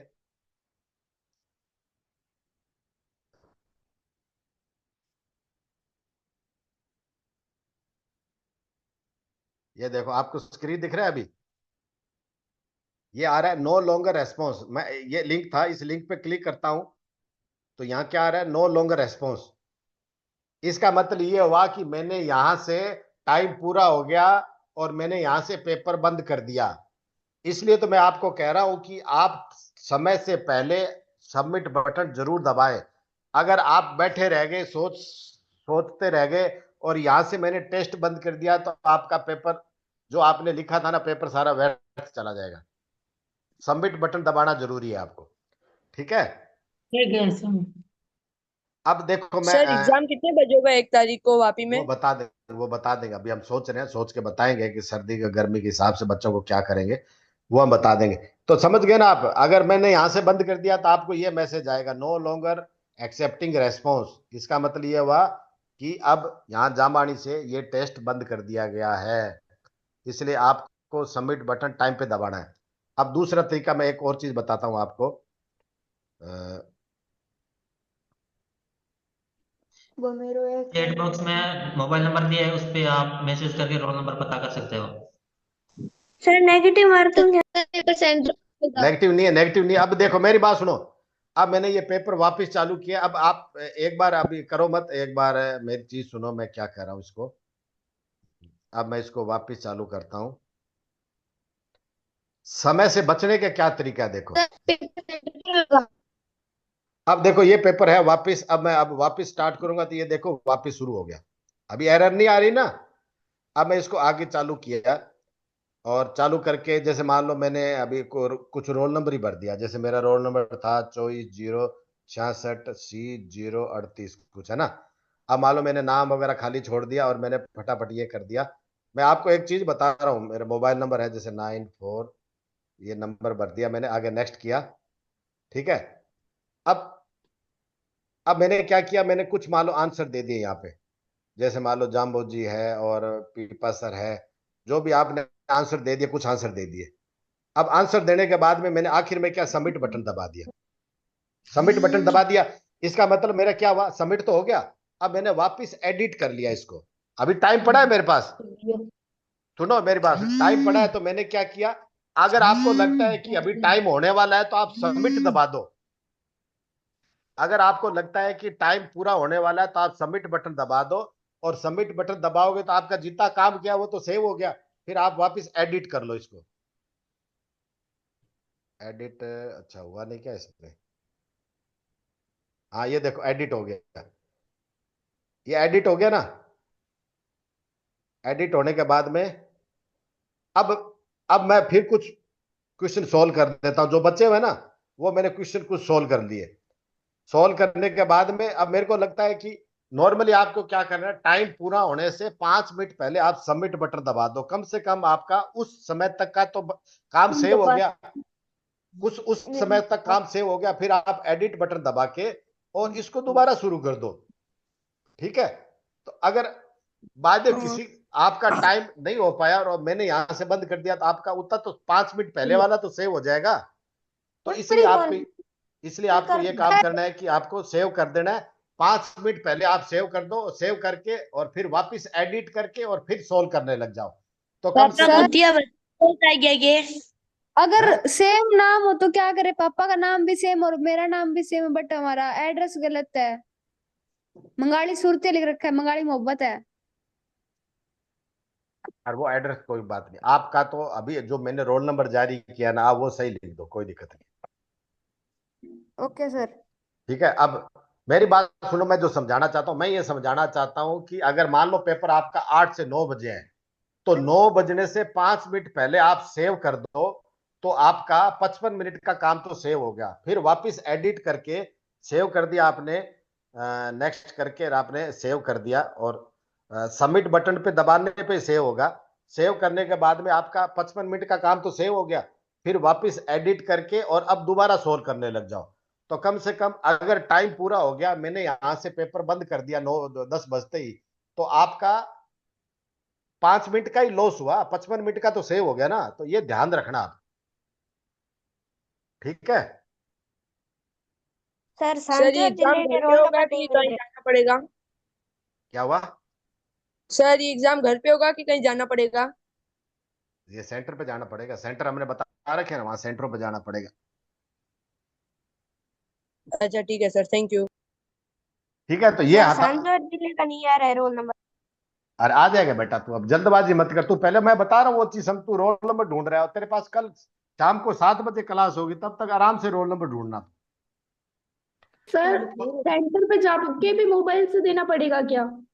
बिल्कुल मोबाइल से, हमने कॉपी पेन का तो कहीं क्वेश्चन रखा ही नहीं, सब ऑनलाइन मोबाइल से ही होगा। मोबाइल इसलिए तो कह रहा हूँ आपको, अपने मोबाइल जो है अपने रिश्तेदारों के, अगर एक घर में ज्यादा सदस्य हैं तो अपने रिश्तेदारों के मोबाइल लेके जाने हैं। और अगर एक घर में कोई एक ग्रुप का, एक बी ग्रुप का, एक सी ग्रुप का है तो एक मोबाइल से काम चल जाएगा, क्योंकि एक बार में हम ए ग्रुप का करेंगे, उसके आधे घंटे बाद बी ग्रुप, फिर आधे घंटे बाद सी ग्रुप करेंगे। पर अगर एक घर में एक ग्रुप के 2 बच्चे हैं तो आपको 2 मोबाइल लेके जाने पड़ेंगे। सर वो हमारा ध्यान घर में अगर एक ही मोबाइल है तो अपने किसी रिश्तेदार का मांग लो 1 घंटे के लिए, तो वो कोई मना नहीं करेगा, दे देगा। सर लेकिन है ना, जो बच्चे अभी ऑनलाइन जुड़ नहीं रहे तो उनके लिए पेपर पेन अलग से नहीं होंगे क्या? वो भी थोड़ी ना मोबाइल से दे पाएंगे फिर? नहीं देंगे तो नहीं, हम तो सबको मैसेज कर रहे हैं, सबको ग्रुप में जोड़ने का। हम आप फॉर्म भरते वक्त सबको कहा था, और हमारे जो कार्यालय सचिव है सुभाष जी, आप सबको मैसेज, व्हाट्सएप मैसेज भी कर रहे हैं। आज फिर मैसेज करवा देंगे। अब बच्चे नहीं जुड़ेंगे तो उनको तो क्या बताएं हम। फिर भी हमने जो टीचर बनाए ना, आपके सेंटर प्रभारी बनाए हैं, जिला प्रभारी, तहसील प्रभारी बनाए हैं, उनको हम सबको हम पहले बात सुन लो एक बार, बाद में बात करना। उन सबको हम सारी सूचना दे देंगे, तो अगर कोई बच्चा नहीं जुड़ पाया तो वो उस तक मैसेज पहुंच जाएगा। सर एक फोन से 2 परीक्षा दे सकते हैं? एक फोन से एक ग्रुप की एक ही परीक्षा दे सकते हो। अगर एक ग्रुप की 2 लड़के परीक्षा देने चाहते हैं तो 2 मोबाइल चाहिए। इसलिए चाहिए क्योंकि दोनों का टाइम एक ही होगा। अगर 9 से 10 बजे ए ग्रुप का टाइम है तो 10 बजते ही ए ग्रुप का काम खत्म हो जाएगा, 10:30 बजे बी का टेस्ट शुरू हो जाएगा। तो उस मोबाइल से दे सकते हैं ना? आप बता तो रहा हूं ना, एक मोबाइल से ए ग्रुप का दे दो, वो खत्म हो गया तो फिर उसी मोबाइल से बी ग्रुप का दे दो, फिर उसी ग्रुप मोबाइल से सी ग्रुप का दे दो, कोई दिक्कत नहीं। हाँ यही पूछ रही थी। लड़की का ए है, मेरा सी है, तो मैं ए फोन से दे सकते हैं, सेम फोन से? बिल्कुल बिल्कुल आराम से। आप ए ग्रुप का टाइम अलग है, बी का टाइम अलग है, सी का टाइम अलग, तीनों का अलग है, एक मोबाइल से दे सकते, कोई दिक्कत ठीक है सर, सर थैंक अगर यू। कोई पर सेंटर पे लिंक गया मैडम एक चीज सुनो, लिंक अलग अलग होंगे, ए ग्रुप का लिंक अलग होगा, बी का अलग होगा, सी का।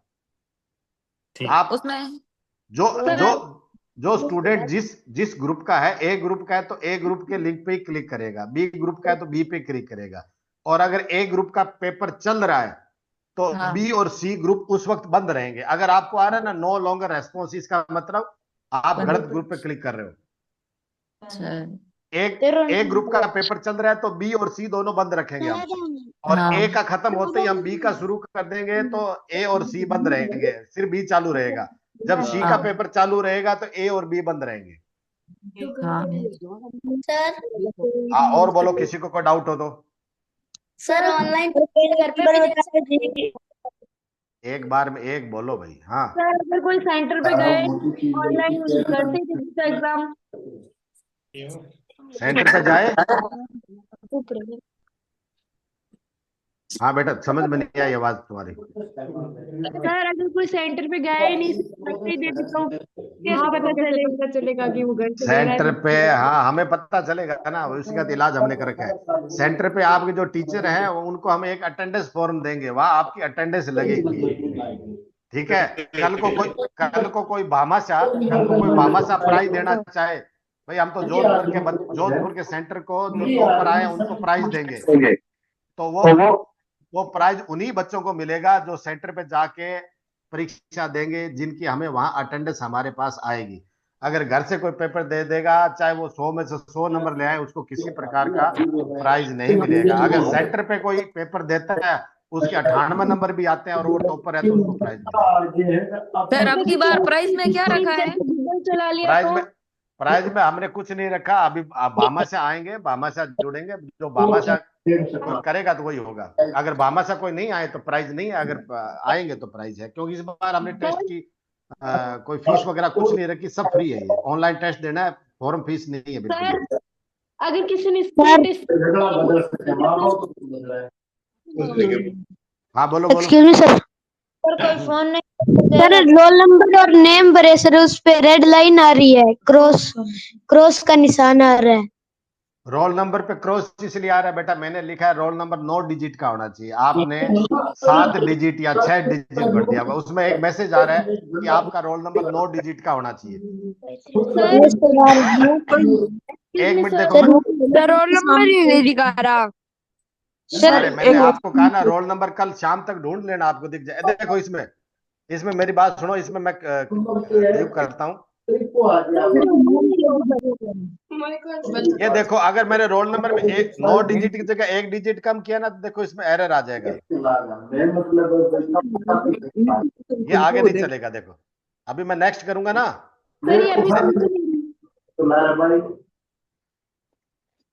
मैक्सिमम आपका जो है 9 डिजिट का होना चाहिए। सर 9 का ही है, रोल नंबर के ऊपर रेड लाइन आ रही है और आगे क्रॉस आ रहा है। वो तो फॉर्म भरते टाइम आया ना, पेपर देते टाइम आया था, बाद में तूने रिस्पॉन्स देगा तो आया। क्या हो गया? नंबर हम क्लिक करने के बाद रिजल्ट देख रहे हैं ना, उसमें आता है मतलब आंसर तो सही है, जिसका ग्रीन आ रहा है वो रोल नंबर में गलत आ रहा है। जो मार्कशीट देखते हैं लास्ट उस टाइम का बोल रहा है वो तो। अच्छा, वो बोल रहे हैं। चलो एक काम करेंगे, आज बहुत हो गया, आज अपने लगभग 2 घंटे होने वाले हैं। आप आराम से, आपके पास पूरा मैंने लिंक भेज दिया, आपके पास 24 घंटे हैं, आप टेस्ट देखो। कल शाम को आपके डाउट क्लियर करेंगे, ठीक है? सर एक डाउट है, सर वो तो हमने बता तो दो। 9 नंबर का ही रोल नंबर डाला, फिर भी गलत आ रहा है। आप मोबाइल बंद करके दोबारा देखो, आपके सब सही आएंगे, बाकी हम कल करेंगे, ठीक है? चैट बॉक्स में नंबर दे रखा है, उस पर संपर्क कर लेना अगर कोई दिक्कत है तो। सेंटर का कैसे चलेगा जी? चैट बॉक्स में सर किसी ने गूगल कर लिया तो मैं आपको बता रहा हूँ ना, ये तो डेमो पेपर है, हम मेन पेपर ऐसे थोड़े रखेंगे, उसमें हम बहुत सारी चीजें करेंगे। वो हम बाद में, आप धीरे धीरे आपको हर रोज नई नई टिप्स देंगे। अब आपको कोई डाउट होगा वो कल दूर करेंगे, और फिर कल आपको कोई नई टिप्स देंगे कि क्या क्या पेपर में क्या क्या रहेगा। चीटिंग वगैरह कुछ नहीं कर सकता। हर चीज ठीक है। कैसे पता चलेगा? वो हम सर बताएंगे। बंद कर देना सब, गूगल सब बंद। हाँ सब बंद कर देंगे। चलो ठीक है, स्वास्थ्य ठीक कर दो, है। क्लोज कर दो meeting. Okay sir, bye bye.